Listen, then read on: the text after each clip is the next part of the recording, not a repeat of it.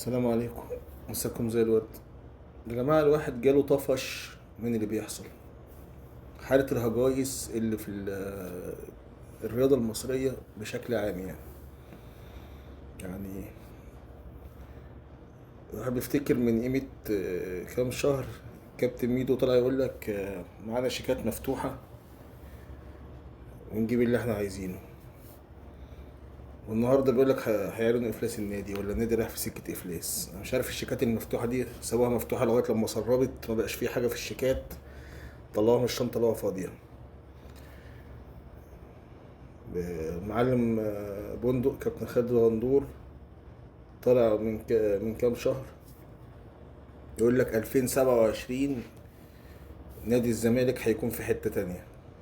هو راح في حته تانية قبل 27 اساسا، راح في حته تانية بس مش عارف فين بقى، راح فين الحته التانية دي بقى مش باينه. المشكله ان الناس دي بتقعد تنفخ في ودان الجماهير، والجماهير يعني غلبانه وبيصدقوا.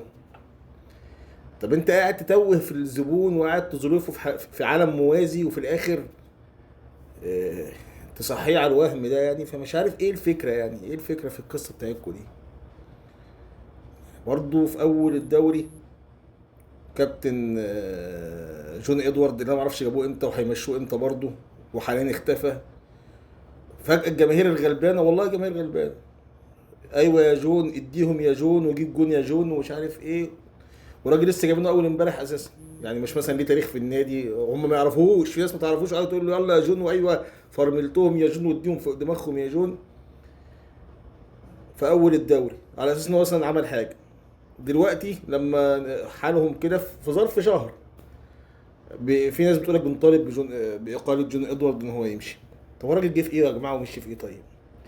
في حاله كده من التوهان. يعني تيجي مثلا تحب تمسك مشكله عندك في اي حته، انا احط ايدي على المسببات عشان اعرف احل المشكله.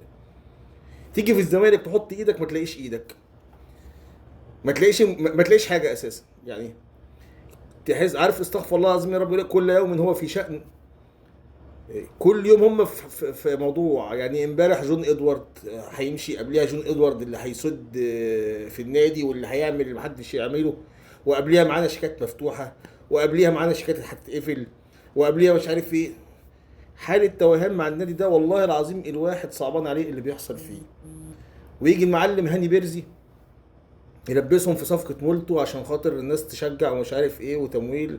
الزمالك كلهم يعني راحوا جابوا مولتو، وفي الاخر الراجل خد بعضه وخد الفلوس وخد الكراتين وما اداهمش جنيه.